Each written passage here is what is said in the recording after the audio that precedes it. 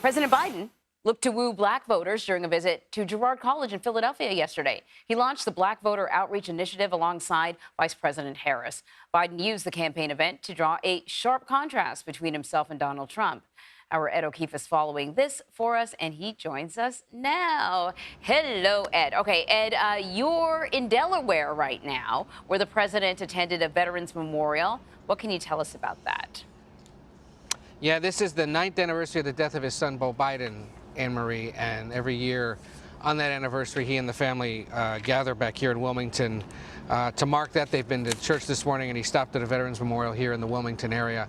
A little while ago, they're headed to Rehoboth Beach to their other home for the remainder of the day. So it's kind of always known on the Biden calendar, at least, as a quiet day, and one in which we're unlikely to hear from him at all for the rest of it as they mark that anniversary. But he was here in the Philadelphia area, the Wilmington area, yesterday for the kickoff to that Black Voter Outreach program that he and the Vice President have launched, an 8-figure program that's going to include advertising and outreach of all sorts across the country to try to turn around what appears to be softer than usual or softer than expected, softer than needed support among African American voters across the country. If you look at surveys, for example, in Pennsylvania, compared to 4 years ago, his support among black voters is significant and wide compared to former President Donald Trump, but has slipped as much as 10 points, which at least at this point might be the difference in being able to win Pennsylvania in a narrow race. And it's going to be a factor in Georgia, North Carolina, Michigan, Wisconsin, places like that, where any change in support among the Democratic coalition, whether it's women, young voters, those on the left, black, Hispanic, would probably create an advantage for former President Donald Trump, again, in such a narrow race. So I want to talk a little bit about this. It sounds like they are putting, some hefty money behind this Black Voter Initiative, and we've seen that the president went to Morehouse College, historically black college. He's spoken to other black business groups in Atlanta, Philadelphia. It almost seems like the campaign is suffering from the same challenge that they're dealing with when it comes to the economy.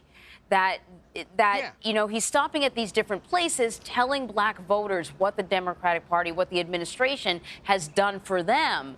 But clearly, some black voters are not moved by that. Is this Black Voter Initiative and the other sort of attempts at outreach, is this any different than what we've seen, I don't know, maybe the campaign do the last time around?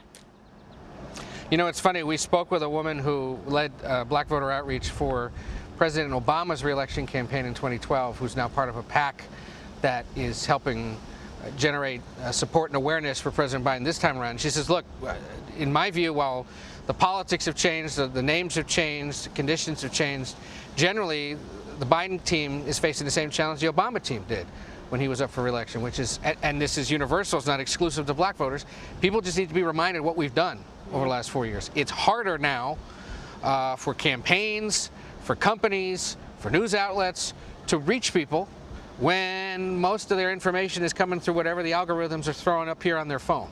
And so part of why they got to spend 8 figures is not just on television and radio advertising, not just on sitting for interviews with black radio stations, but permeating social media, doing more intimate gatherings on the ground in these states, paying for events that may only draw a few dozen people, but are the kind of people that can then go out and reach into their communities and ensure that people are showing up. And they're doing this again, not only with black voters, they have to do it with Latino voters, with women in different parts of the country, certainly with younger voters.